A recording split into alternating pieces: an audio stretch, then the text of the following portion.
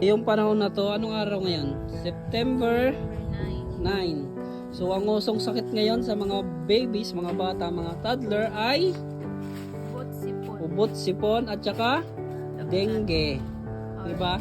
Ayan, magbigay ka ng awareness sa mga tao, sa mga mommy and daddy dyan. Ano?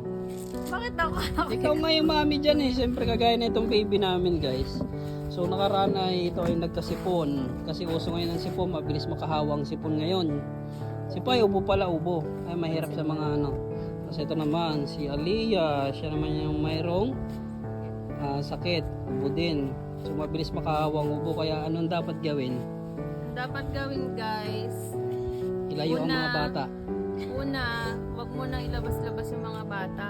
Kasi talaga pag ganitong tag-ulan, uso ang ubot sipon, lagnat. Kaya pag may ganyan ng mga ubot sipon, kailangan pa-check up ng mga bata lang na nilalagnat para mabigyan sila ng gamot. Kagaya nito, nabigyan ng gamot. Maging okay na siya. Kapon ikaw, matamblay parang si Kahapon Aliyah. guys, pina-check up namin to, Leo. Kasi 2 beses na siyang na-dengue. So, pina-check up din namin agad nung kahapon. So far, wala naman siyang dengue. Mataas pa rin naman yung platelet niya.